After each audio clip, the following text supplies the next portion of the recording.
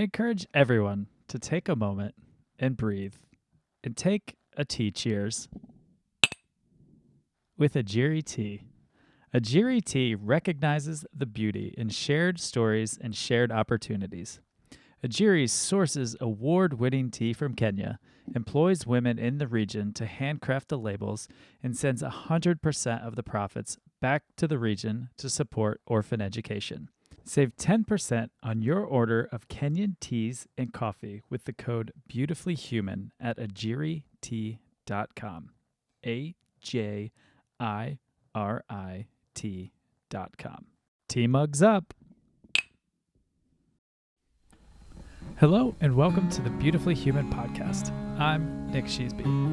In this podcast, I speak with beautiful humans from all around the world, sharing with you their incredible stories, revealing the power in every human story, to spread love and humanity to a world that is in desperate need of it, to show that we can all connect in beautiful ways, no matter where we come from or what we look like. What you will find out is that we are all beautifully human. Let's all be beautifully human. Hello and welcome to the Beautifully Human podcast. Today I am hanging out with Amber Trueblood, and she is as badass as her name sounds.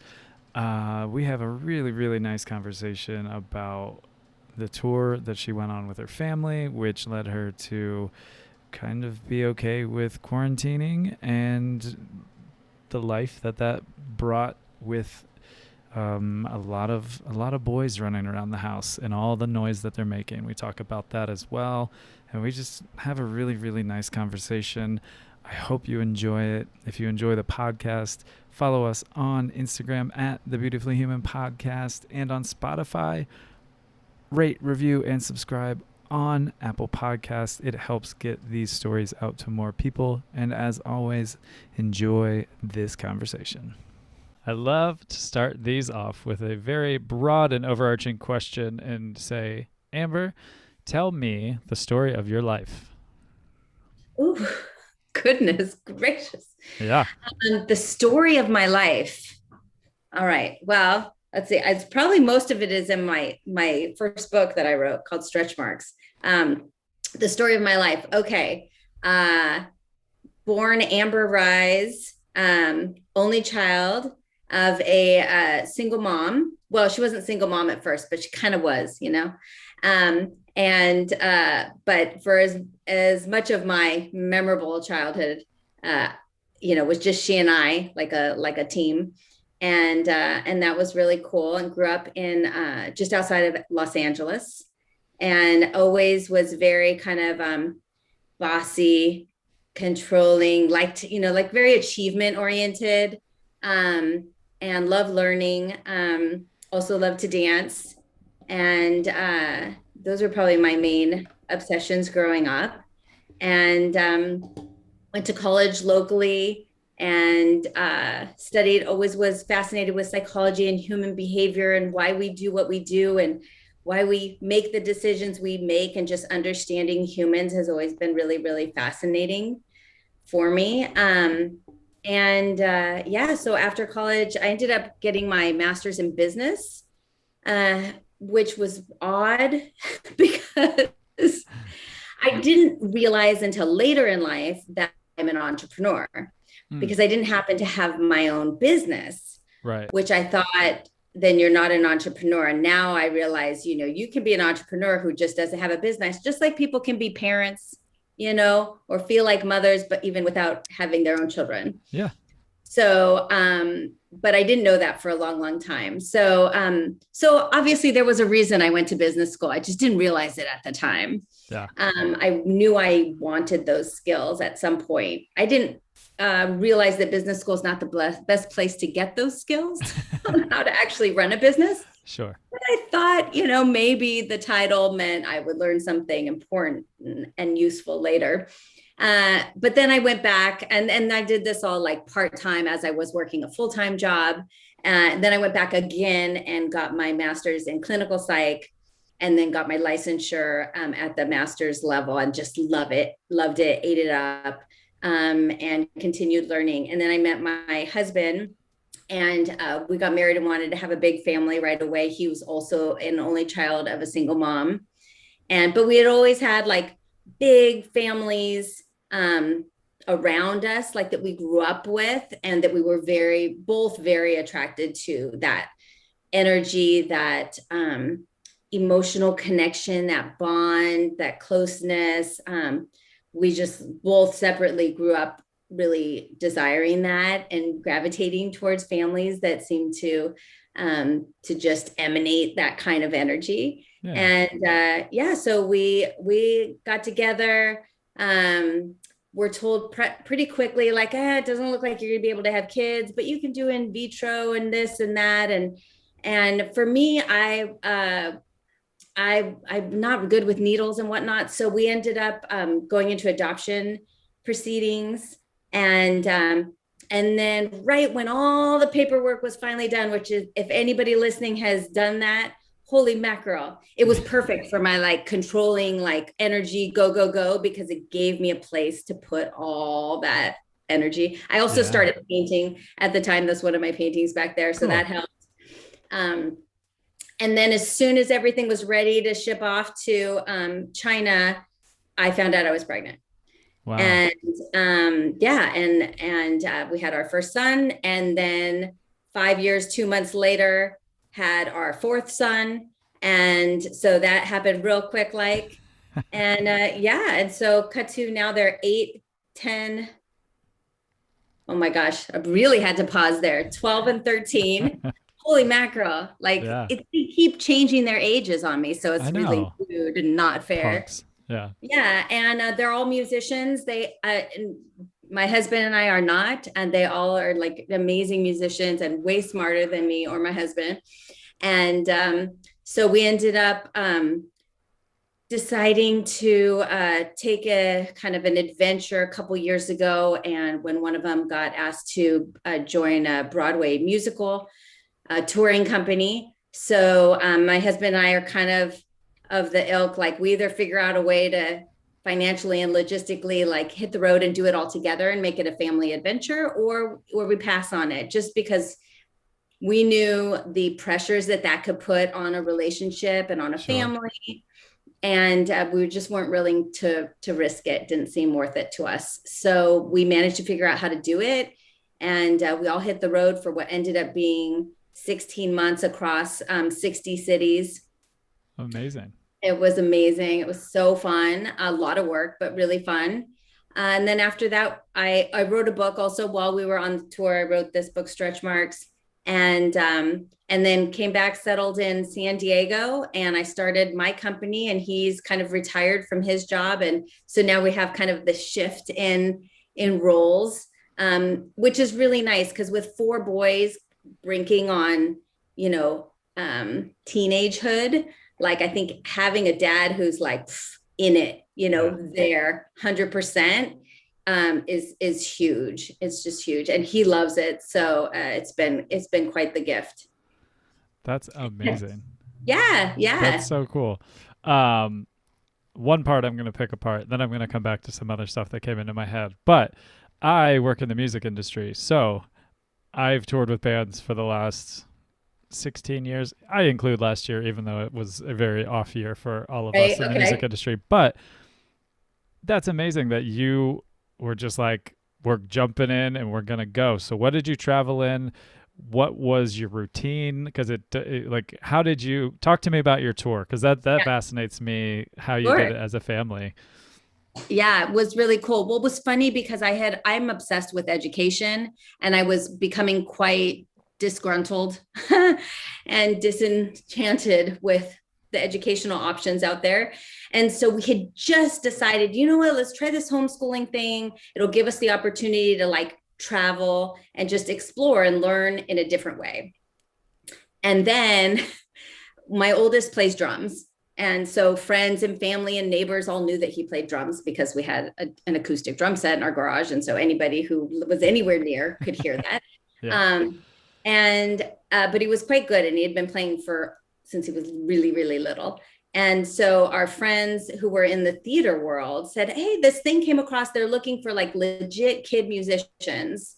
who then they can teach, that can also have like a proclivity for acting and singing, but really, really like they wanted the musical stuff to be like top notch. So I sent in a video, and one thing led to another. We ended up 6 months later joining the tour. But what did it look like? So a Broadway musical deal is so crazy because it's exactly like the shows on Broadway. They do 8 shows a week. The shows are 2 hours and 45 minutes each, 2 shows on Saturday, 2 shows on Sunday, dark on Mondays, which is not a day off because Monday is when you travel and you go to the next city, as you know, right? Yeah. Oh, yeah. Or if you happen to be in the same city for 2 weeks, that's when you do laundry, get groceries, like go do all of the other things. Yeah, anything that you can't do the show days. Yeah. Yeah. So most cities were 1 week, some were 2. A couple were longer stints, like San Francisco and Toronto. And so what it looked like was mostly hopping on planes every Sunday, because the way the tour worked was not logistically logical at all. We'd be in Memphis, and then in Toronto, and then in Albuquerque, or you know what I mean? Like all over the place. Yeah. And sometimes if it was close, like we were in Florida for several weeks. And so we just decided, at the first city we rented, I think 2. So we didn't fit in one car with all our luggage. So we had to rent two vehicles at every location.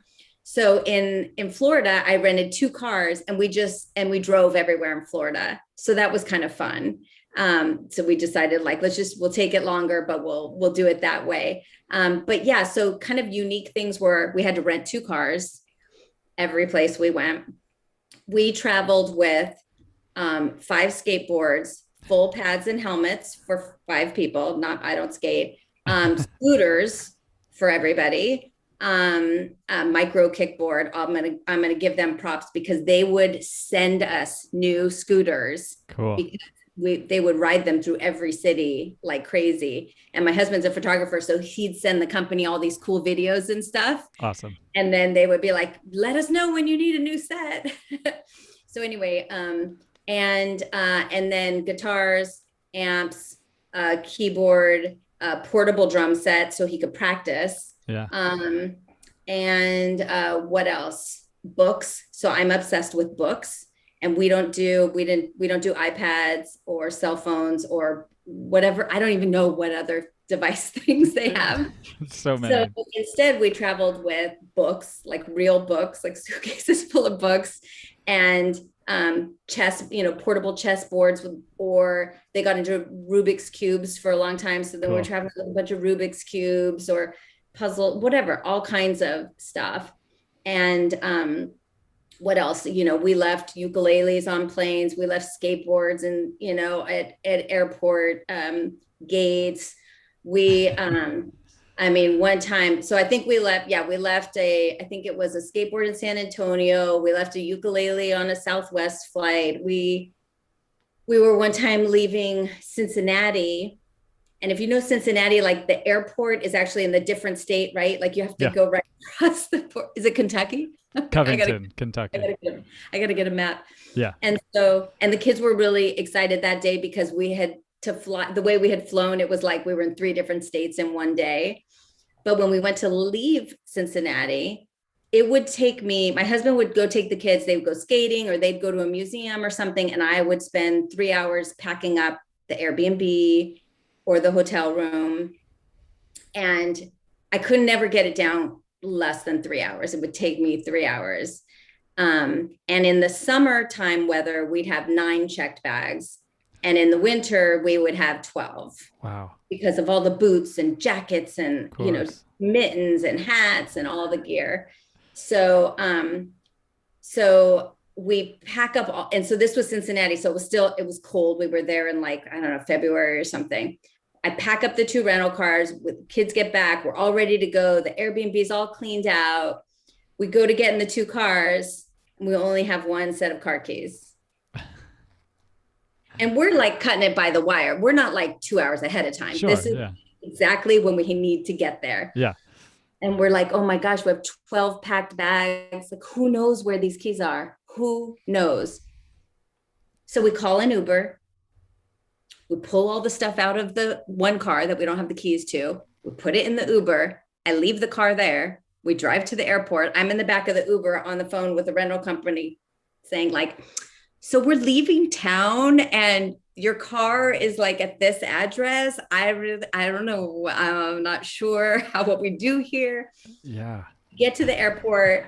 We check in. Of course, like we weigh everything. You know, every single airport, we're at like 49.5 pounds. And then this one's like, this one's 52. So we're like opening. So I'm like on the floor at the airport, taking stuff out, moving it around. So we get everything in. We get on the other side of security. My husband and I had like the same jacket, looked exactly the same. He puts his hand in his pocket. Car keys. Of course.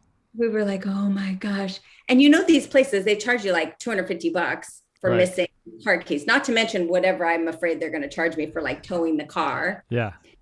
So, but get this, a security guard overhears us and he's like, budget rentals just right on the other side. Like, give me the keys. I'll go drop it off at the desk. And I was like, bless you. Thank you so much. You're amazing. Talking about beautiful people, like so many beautiful humans. Yeah. So I was like, you just did your amazing good deed today. Thank you so much. Yeah. So I've like a million stories like that. My husband keeps asking me, when are you going to write the tour book? Right. Yeah. Anybody that's ever been on any sort of tour can write a book just on stories alone. You could do a stand-up comedy special just on those kind of moments. And you're talking about routing, and I always just call it the drunken dartboard tour, where it's just like, okay, let's put a map of the states up and let's just start throwing it. And all right, where's date one? Just like, whatever it is, we're going. And we'll carbon footprint. What carbon footprint problem? We were like, we just gonna have to ignore this part and like just breathe through it. I know. It's that I've been on stadium tours where there's hundreds of buses and semis, and it's just like, I can't think about what we're doing to the world. And then like set problem stories. There's that, right? Where something goes wrong on stage. Oh, yeah. And that's scary. Yeah. And then as a parent, these people, and like, luckily, I don't know, to speak personally, like, because my husband was in the entertainment industry, we didn't have this like unending trust for like, oh, well, they have all the safety, like, and like, you know what I mean? Like you know, so when this huge set piece came down when we were in Toronto, because all these truck drivers, they got stuck at the border. They're awake for how many hours so that all the set pieces get there late. And then local crew is putting them up. They don't know what this set's supposed to look like or how it works. So was it opening night? I think it was opening night because there was a big party afterwards and everybody was like really awkward at the party because nobody really understood what had happened. This giant set piece crashed. Nobody was hurt, but they said it was 2,000 pounds. Perfect. Yeah. Just what you want. I was like, why is that made out of styrofoam? And first of all, like that can't anyway. And they were like, oh, no, don't worry. We fixed it. We figured out the problem. And I was like, gonna need more than that. Right. They're like, well, just drop him off for the next show and we'll have a meeting about it afterwards. And I was like, hell no. Yeah. Are you kidding me? Like, sorry, we don't need this. We will hop on a plane and say thank you very much. Like, this is not happening. We don't need kids being smashed or people being smashed, like, or other people being smashed in front of the kids. Like none of it. No smashing involved. Yes, exactly. Oh man, yeah, we could talk forever and ever about tour stories. I have a bazillion of them. What comes to my mind, and when I was looking over just all that you are up to, I was just, one thing I have to ask you about, because I struggle a little bit with it, especially during the pandemic, because it's just like time, right? It is just flying by. Like somehow we're halfway to July already, and it's just like, with everything that you are up to and your kids, time management, you have to be just like the best time manager. I mean, even said that you're an avid reader, and I'm like, how do you find time to ever sit down and read? It's incredible. So my first answer is I think when your interests and your passions are aligned with how you're spending your time and your resources and your energy and your attention, then it's not work. It's fun. Just like if you, and I'm going to do a book example because that's me, but like, if you have a book that you feel like you should read because everybody told you it's a really good book and you're like, oh, I really should read this book. Everybody's talking about whatever, grit, or something. And it could take you months to get through it. You're just trudging because you're doing it out of obligation. You're not doing it because you love the writing and you're fired up by it and you just want to eat it up. But if you find a book like that, you can't keep me from it. I'm reading Yeah. it in the bathroom. I'm reading it at, when I'm stopped at a red light when I shouldn't be. I'm reading it. I put in my earphones. I'm on Audible when I'm cooking. You find the time Yeah. when it's something that's important to you. So when you value it, and when it's fun and it doesn't feel like work. Yeah. So I feel like my secret is that what I'm doing right now is so important to me. I'm really fired up about it and it's fun. I enjoy it. Yeah. So I get so much done in such a short period of time. And so that's like part one answer. The second part answer is, have you ever heard like the sayings of like, if you want to get something done, give it to a really busy person? Yeah. And it's the same thing kind of in like the mom world. Like you talk to somebody who's like got one child who's fairly well behaved and got their own stuff together, doesn't have any, difficulty or special needs. Oftentimes, and I don't want to say this to be judgy, but like, I'll find that moms of like 4 or 5 kids, you ask them for a favor, they're like, oh yeah, no problem. Right. They're already functioning at that speed, just like, I don't know if you were like, I remember being in college and having these huge assignments and then being able to just knock off these side things, no problem. But if these side things were the only thing I had on my plate, it would expand to the time necessary. Right. So I find that like I'll get article requests from my publicist. And granted, like when I first look at them, they'll be like, okay, they want 5 tips for how to encourage, young children to meditate, but go. And at first I'll be like, I don't know what I'm going to write. And then literally 5 seconds later, I'm like, I have so much to say about this. Like, and then I'm done in less than 10 minutes and I send it off to her. Like, so does that make sense? Totally. Yeah. Cause I mean, one thing I have learned, especially with touring, just is controlled chaos. And I function well when there is. I think when there was just kind of like pandemic and there was like a lacking of structure, I was like, I want to do all this and I'm not doing it because like I don't have that chaos. I think it's a perfect answer and exactly what I was kind of putting it into that of like, I imagine it's similar of just like when there's so much shit going on that you're just like, yeah, I can do it because you're just Right. you're functioning at that high level. Yeah. But I do think it has to be shit that you care about. True. Because there Yeah. have been times when I've been super busy with stuff that I could give a shit about. I hate cooking. I mean, like I like living in a clean house. I like eating food, but I would be happy never entering my kitchen Yeah. ever. Like Right. fine with it, no problem. So when I used to be really busy with that sort of stuff, I was resentful, I was Sure. grouchy, I was, I didn't realize at that time that adding something to my life that I really enjoyed and fueled me from the inside out would have made all of those irritations negligible, just Right. not a big deal Yeah. anymore. So I don't love them now, but I can do them without like wanting to strangle somebody. So Sure. that's nice. Yeah, and I mean, I think that's just a really beautiful thing to put out for people because I know when I'm enjoying everything, even when there wasn't structure during the pandemic, I was picking up different stuff and I started this and like I did start to enjoy it and it really does go to make life so much nicer and feel so much better when you're truly enjoying what you're doing. And then all the other stuff that's like, okay, I do this to function and clean the house and this and that. It's like, I don't love it, but I do it. But I have all this other stuff that I'm doing that I enjoy. So I think that's a really good message to put out, because I think a lot of people just get stuck in shit that they don't like, and that just gets to be super overwhelming, and they don't enjoy life. And I think that shows that you can be doing all kinds of events and activities and writing and this and that and still function and enjoy yourself. Yeah.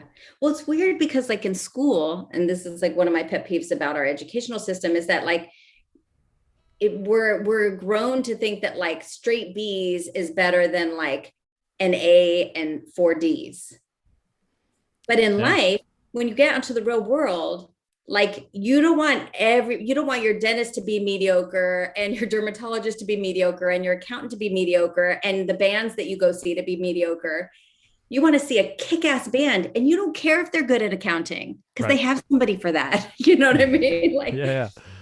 so all of a sudden the rules change and you want to be really, really good at one thing. And I get why it started that way. But I think as parents, for me especially, it helps to keep that in mind and realize, wow, like what a gift would it be to raise kids to really get to know themselves Yeah. and know what they enjoy and where their geniuses lie, and not to still try other things and fail and learn and take risks and explore for sure. But, like what a gift to give them to really align their interest and their passions with stuff they're already naturally good at. Right. Yeah. I'm fully with that. And I like how you said it, like, not everyone's going to excel at everything. So like be good at something. Like Nobody. not, I mean, there are some people where I'm like, damn, you have a lot going on for you, but not everybody has that all the Capacity. way across the board. Yeah. So how was the pandemic for you with all of your boys? So since we had just come off of a stint of being together 24/7, really learning how to function in a lot of different environments that we weren't used to, because every city, right, is totally different. Yeah. Um, and doing a unique version of school. What is Yeah. it? I had to really ask myself, like, what do I care about? What do I care about them learning? What skills do I want them to know? And so for us, it was like, okay, we'll Zoom with your math tutor every week, as long as we can. Yeah. Um, you'll read a lot of books. And then we're just going to explore each city, and we're going to go to museums, and we're going to go to national parks, and we're going to go to concerts. We're going to just do and be and take advantage of whatever's in that city. And that's how we're going to be educated for a year Yeah. and a half. So I was able to move and then move through that without that kind of guilt, or self-doubt and questioning, because I got really clear on what's important to me that they learn. Yeah. Yeah. And so when COVID happened and the shutdown happened and the schools closed, and we'd still had two. Well, I had one already in homeschool. One said, I'm done with school at like Christmas break, at the winter break. So I already had two out. Yeah. And so then when that happened in March, I was like, no problem. We'll just reel it back in. We know how to do this. Yeah. And so we fell into that relatively quickly and easily.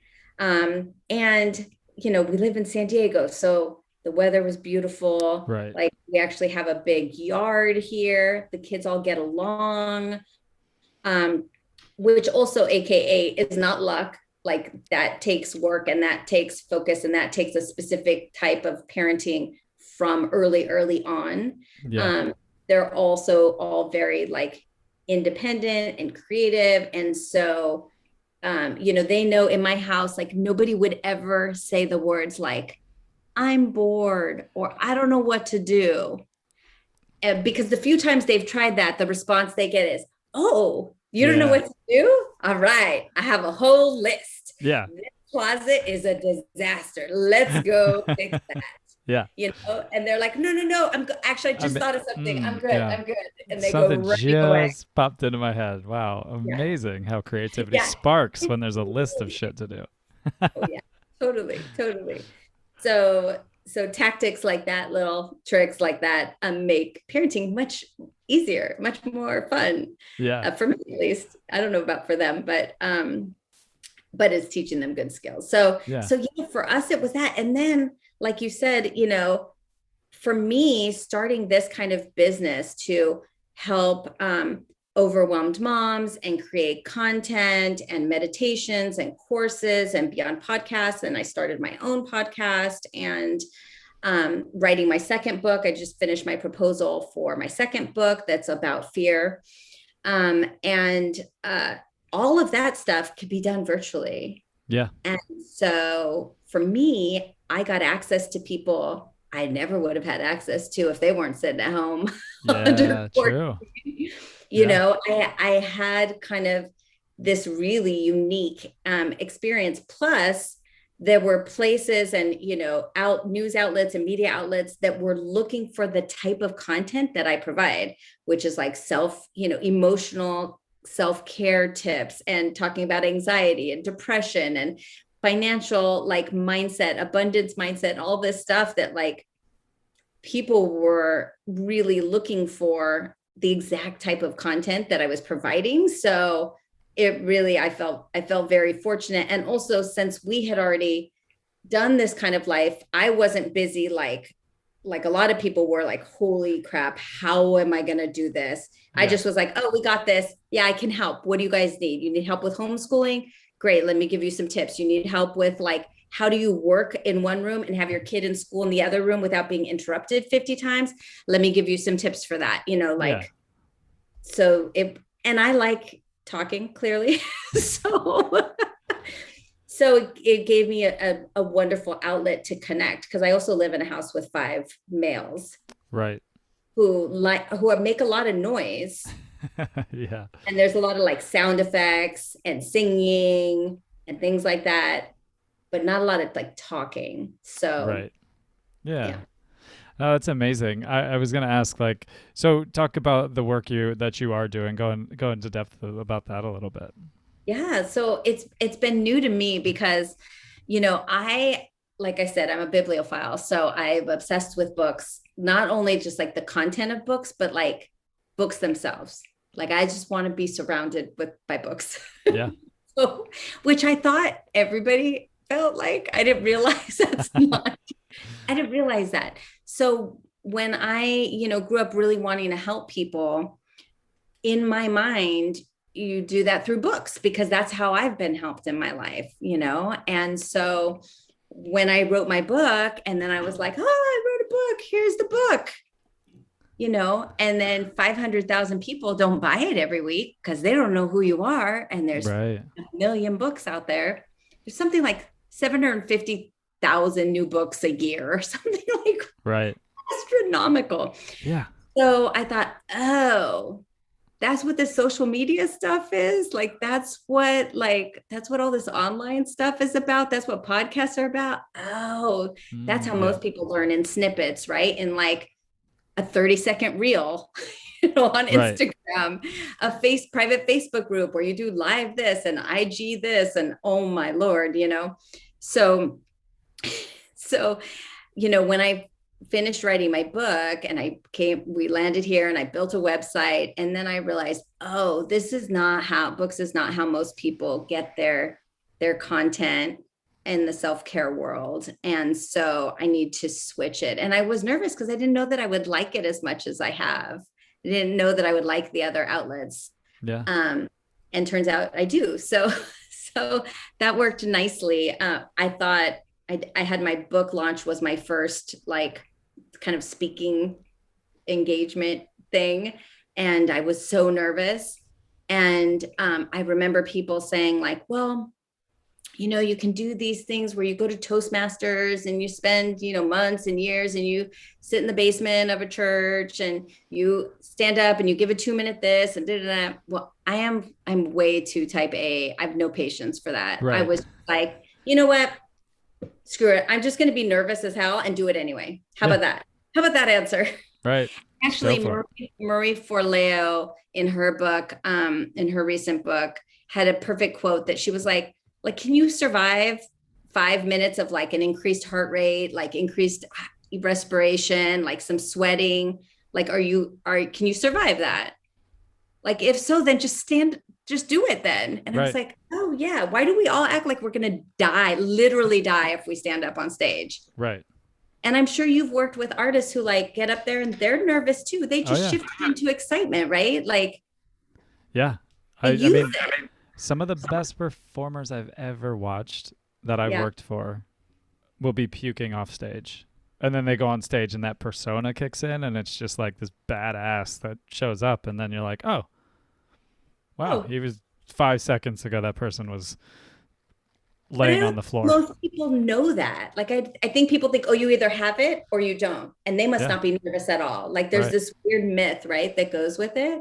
So when I did my first speaking thing and like I watched it later and I was like, oh, I thought I was trembling, and I did get into the zone, but and my husband, who's worked in movies and TV for his whole career, he was like, oh, and he would tell me if it wasn't, didn't go well, like not Right. in an unkind way, but he would be like, so maybe work on this. Yeah. Um, but he was like, yeah, this is your lane, you can do this. So yeah, but then I didn't know anything about these things called like funnels, like sales sequences and funnels and there's all this lingo when it comes to marketing and it's not just about the content, it's about getting your content out there, the people who actually want it and will connect with you, and finding smart ways to do that without either spending a fortune or spending a ridiculous amount of time. And I love learning, so even learning about that and how, like, which groups, how to maneuver that has been really fun, and forming partnerships. So yeah, I've spent the last year and a half, 2 years now, building all of these relationships with mom groups and entrepreneurial groups, and that's when I realized I was an entrepreneur. I was like, oh my gosh, these are my people. Like, what? Yeah. And they're all like heart based. They're all building businesses. They might have built their first couple businesses like in areas that they weren't super crazy about. Mm-hmm. But now, like, all of the ones that I interact with now are doing something that's really, really important to their soul, so to speak. And so it's been fun to be in those kind of network groups where we really support one another and share resources and get feedback from one another. And so that's been beautiful, right? So now I have free lead magnets. I didn't know what a lead magnet is before, Right. right? So, like, for those of you who don't know what the heck a lead magnet is, it's basically that free stuff that you get offered, like a free PDF download or a free guided meditation or a free workbook showing you how to do X, Y, and Z, so that you get on somebody's email list, and then they can, nurture you, which is another Yeah. word, nurture you, get to build, know, like, and trust you. This is all this stuff. Yeah. And then, but it really, like, if you're doing it right, then your goal is really to help provide useful information to your potential customers and clients, to the point where they say, oh man, she's offering a course. I want in, like, because I already know her content and like, I like her tone. Her content's really applicable in my life right now. And if she's offering a class called the Mom Reset, like, I want in, I'm going to do it. Yeah. So I have like a signature course, and then I have a podcast called Stretch Marks, my book called Stretch Marks. And then right now I'm only on Instagram and Facebook because there are too many things. So many. Yeah. And I don't want to do them. That's fair. My Yeah, I husband think asked me about Twitter. He's like, well, what's your Twitter login? And I was like, I have no idea. I have like 22 followers on Twitter. Are they even called followers?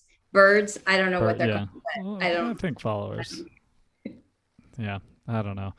Well, that's amazing that you kind of full circle came back around and you're like, oh, there's some business that that business kicked back in where you're like, oh, okay. And what a good group of people to help, especially in the moment that you were in. Because, like you said, I mean, you know how tour is. I rarely talk to people on this podcast. I have a different one that I talk to people that tour and musicians, and because Maybe we my were all off. kids should come on that podcast. Yeah, totally. That would be awesome. That'd be super cool. I would love that. They had just started doing a lot of live performances together because when we start, I'm sorry, I totally interrupted you. It's all right. Go with when, it. Yeah. so like a year into the tour, I don't know how old he was then, but the second son joined. He plays piano and guitar. So he joined the cast. And then my third son, the other thing about touring with a Broadway musical is the pit musicians Yeah. are, I mean, they're so ridiculously talented. So, but they were kind of like, they were stuck with all of us. So like so when my kids wanted like music lessons, they would get like my 7-year-old got bass lessons from the pit musician of a Broadway. We never would have had access to talent like that for a 7-year-old. Are you kidding me? Right. And so he started getting bass lessons and like learned in 45 minutes what would probably take your average kid in a group class somewhere, anywhere, months to learn. Right. He just like picked it up. And so then they all started, once we came back to San Diego, they all started playing music together. And then that third one is the one that writes most of the originals for their That's so band. awesome. Yeah. Send me Yeah. their info. Yeah. I'll reach out to them. That's amazing. So where I was going with it was just saying, like, you've been on tour, which again, I don't talk to many people, and especially right before the pandemic, like you just got to shift really easily into it just at home doing it, which at home versus on tour, there's so much more ease to it because oh my gosh, you have your house instead of an Airbnb or losing your car. It's like it's your car if it's your keys that you've lost, and so I just think it's so cool that you went into a practice of helping women that are going through that, because there's a lot that are just, I'm sure, very overwhelmed, especially this last year and a half, who just needed that, like, you have a very calming presence to you as well and a very joyful presence. So I'm sure that helped, just having a support system to talk to somebody who has very good advice, who's been through some crazy shit and is a mom through this as well, to just say, all right, and then give really practical ways of dealing with that. So I think that's really, really neat that you found your way into that with everything that you've done. Thank you. Yeah, I feel very, very fortunate that came together that way. Yeah, that's super cool. All right, this is a good transition moment too to a question I ask everybody on this podcast, because you've traveled, I know, at least on that tour, and traveling is one of my favorite things. It's one of the biggest things I've missed during this pandemic. Yes. And I always ask, if pandemic and COVID restrictions are all gone or never were there, whatever, we're just in a free of those restrictions, and I came to you and I said, I have a plane ticket to anywhere in the world, where would you fly to? So I have to ask, is it just me flying or is it my whole family? Let's do both. I want to hear your solo trip and where you're taking your family. Okay. So my family trip there's going to be multiple stops, but the first one is Machu Picchu and the Galapagos. So that's like a train, because it's far from here. So you got to hit both, right? Of if course. I'm going all that far. So Machu Picchu, the Nazca lines. If nobody knows where that is, so flipping cool. So Machu Picchu, the Nazca lines, Galapagos. That's the family trip. All right. And then for me, and it's a tricky one, because I always think, well, how long would I be away? But if none of that mattered, if time and space was on pause and I could go anywhere, would definitely be somewhere warm near clear water where I could preferably swim with whale sharks. Ooh. So I see where that is. I mean, I know it's off the coast of Mexico, but if they also swim anywhere tropical, then I would like that. I prefer there. but My friend but did it in the Philippines. there you go. Oh my gosh. So it'd be the Philippines. I mean, the islands off the coast there are just like out of this world. Yeah. Out. I mean, they look amazing. So there we go. That's my answer. Deal. I think those are both fantastic answers. And in my perfect world, I'm like Oprah at that moment where I'm just like, and you go here, and you go here, and you go here. I've always said it, if I ever won the lottery or just had a shitload of money happen into my bank account, I'd Yeah. call you up and I'd be like, Amber, where we going? And then I'd be like, tell your friends, I'll meet you there. I'm going to try. I would travel vicariously through my friends, but I'd have to be able to come. That'd be the only part would be like, And then you could document it. yeah, yeah, yeah, life travel through my friends. And then like when you needed to go home, I'd be like, call up my other friend and be like, where are we going? I'll meet you there. Bring some people. Let's go. Like, that's the way I would do it. Very, very cool. Well, I just interviewed she's an amazing, amazing financial coach, I would call her, but she's just the best. So, and she works back from that. Like, she calls it your sovereignty number. How much money do you need to have so that you live off of that forever? You're good. So say, in 10 years, you want to live for another 50 at this amount of money coming in. All right. How do we get there? Hmm. I'll hook you up with her. That's a good thought process. I like that.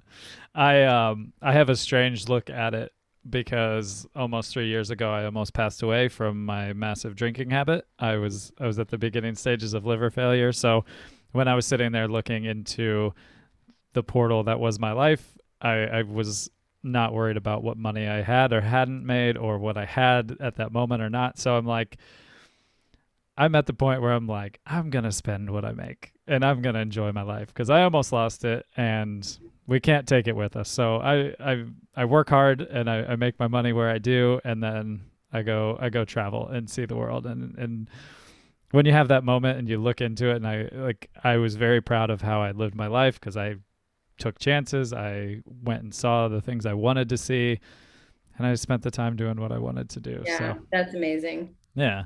What was your favorite Well, I'm place glad you're alive. Same. Yeah, it's much better this way. Much better this way on the path that I'm on now. Um, in your travels, what's the most surprising place you've been to? Um, oh my gosh. Not on tour, just any travels. It could be tour or any travels, And really. the first thing that comes to mind is when we took the boys to see the solar eclipse. It was maybe, I don't know, 4 years ago now. And it was going to be hit. One of the places it was going to hit was just outside of Yellowstone. Mm. So I was like, okay, let me plan a trip to Yellowstone because it could be cloudy that day. Like you never know. So I was like, if I'm going to buy 6 plane tickets, go all the way across the country, like I gotta have something else as a backup. So we went and explored Yellowstone. And then the day of the eclipse, we drove out of Yellowstone and into wherever, an hour away, or it might not have even been that far. And it was one of the most amazing experiences. I thought it would be cool. I thought like, oh, this would be cool. Yeah. It was surreal. It was like a spiritual moment that I did not expect. I was like overcome, which I don't know why. I still can't explain it. Yeah. But it was amazing. It was really, really a special thing. And I was so grateful that I went to all that trouble Right. in hopes of us being able to see it. And then we did. And it was one of those things that like it actually paid off even more than I anticipated. Because sometimes, Right. these grand expectations, and then you're like, wah, wah, but it didn't turn out to be that way, which was amazing. That's so rad. Yeah, it made me think like my partner and I, we went up to into the Arctic Circle in Finland, and like part of my dream, they had oh my God, it was just amazing. We had this cabin that had a back porch and it had a hot tub on it, and it was winter time, and so the water was frozen, and it was like Finland and then a river and then Norway, and it was a wood burning hot tub that had a wood burning sauna, and it was just like we're going to see the Northern Lights. It's going to be amazing. We're going to be sitting in a wood burning hot tub Right. in the snow seeing the Northern Lights. And it was so cloudy. It was so cloudy. I mean, the experience was unbelievable. And we saw like a little blip. And, you know, when you see the Aurora Borealis and it's like green everywhere. I mean, we saw like a blip of it and we were just like, holy shit, we were both crying. Like it was such an experience just to see that little bit of it. And there was a resort down the river from us quite a ways, but like sound was traveling because there's no other sound in the city that we were in, the town that we were in. So like they were clapping and we were clapping and we were yelling to them and it was, oh my God, it was amazing. So it is one of those experiences where you're like, I'm gonna be in the place where I can see the solar eclipse or the aurora borealis, and it's gonna happen. And then you're like, but nature's there, so who knows? So I'm happy that your moment was such a beautiful experience, and it turned out because it is really tough when you go to a place and you expect something, and then it's just overcast, and you're like, man. Yeah, So exactly. that's so cool. I love My, that you got my other cosmic moment like that was like one of the first times I went scuba diving. I was getting certified and it had been on my bucket list. And so for my 40th, I had done all the coursework. But in LA, when you get scuba certified, your open water part of the certification is in Catalina Island, which is cold, very murky, and there are sharks. And I was like, none of those things sound good. Yeah. So I will wait till I happen to be in a beautiful, warm, tropical place, and then I'll get my open water.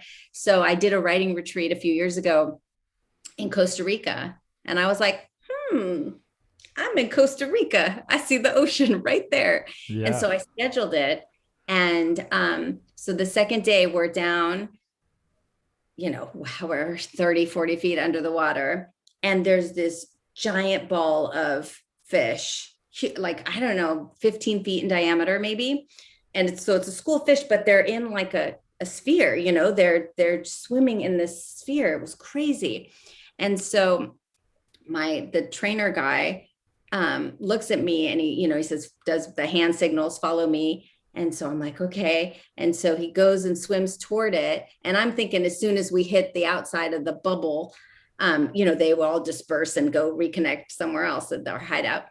And they didn't. They just moved aside and let us enter. What? Yes. So then we're swimming. We're just floating inside this. It was so incredible. And I could have stayed there.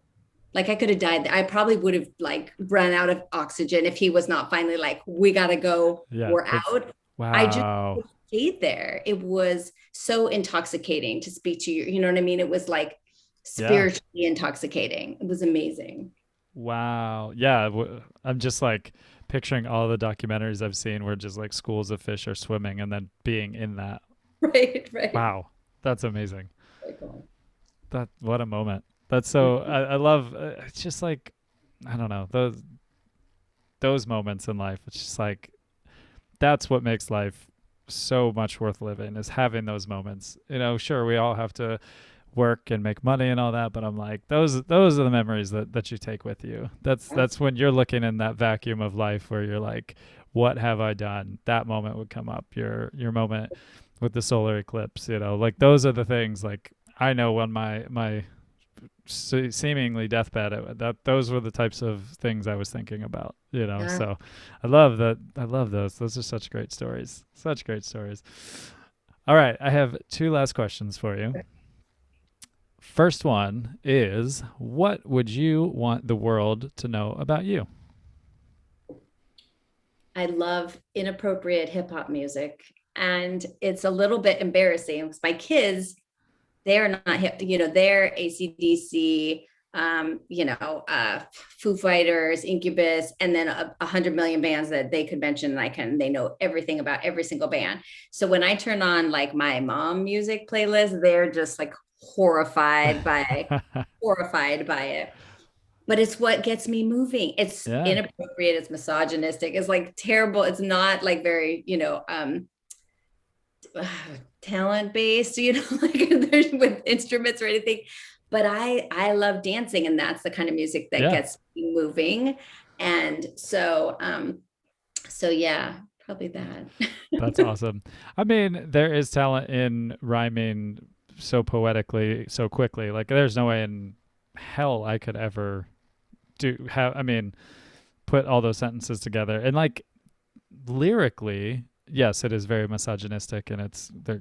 A lot of them are like, this just like sounds like a real big asshole most of the time.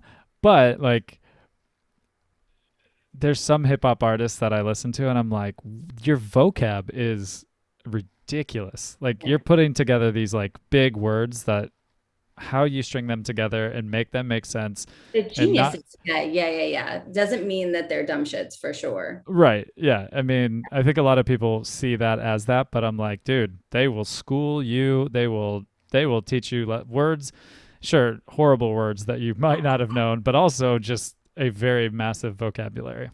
I Yeah. love that. I think that's so funny too, especially with your kids.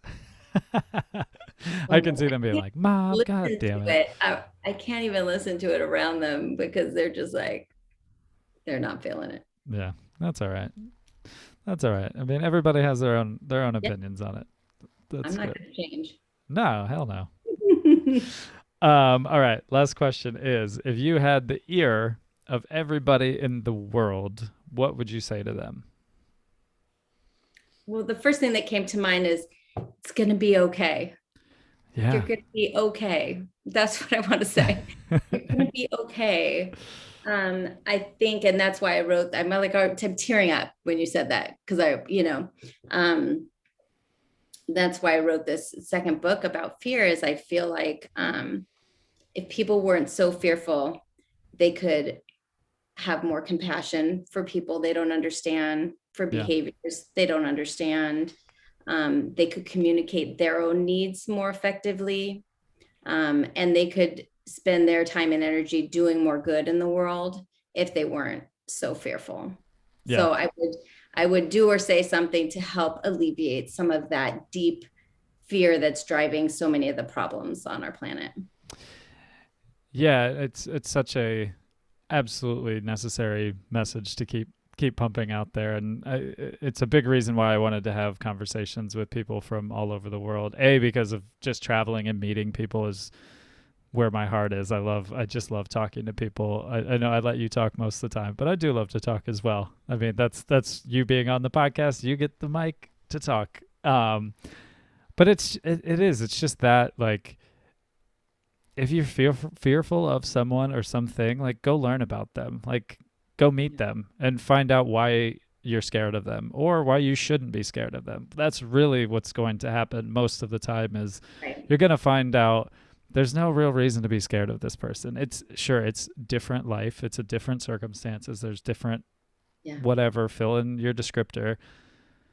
But for the most part, you're going to find beautiful humans out there that are looking to be loved and be seen and have a conversation and not be the person who sets off some trigger for somebody to be afraid of.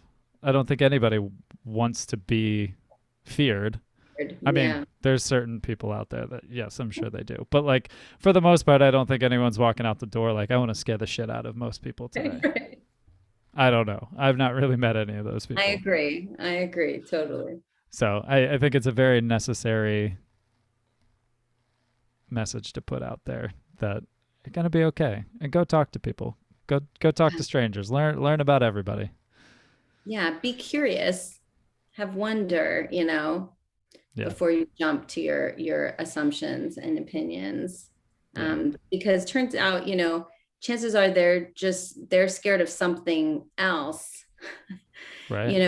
and once you learn that, if you come at it with a sense of humility and curiosity and wonder, it's going to get you a lot farther than Yeah. judgment and fear, right? Yeah. Absolutely. We'd all be a lot farther along if we didn't have the fear and judgment and all the other ignorance that comes Yeah. seems to come hand in hand with that. Well, Amber, I thank you so much for your time. This has been so wonderful. I truly enjoy chatting with you. You have such a good energy, and your smile is infectious and your laugh's infectious. So I appreciate you being on here and spreading that joy in this It's been conversation. really fun. I love it. And if we talk again, I'll promise I'll let you speak more. Deal. All right. All Well, right. good. Well, have a beautiful rest of your evening tonight. Thank you. And You too. All all right. right. Take See you. Bye. Thank you for listening to the Beautifully Human podcast. To hear more beautiful stories from beautiful humans, follow us on Spotify and rate, review, and subscribe on Apple Podcasts. Follow us on Instagram at the Beautifully Human Podcast. Peace signs up.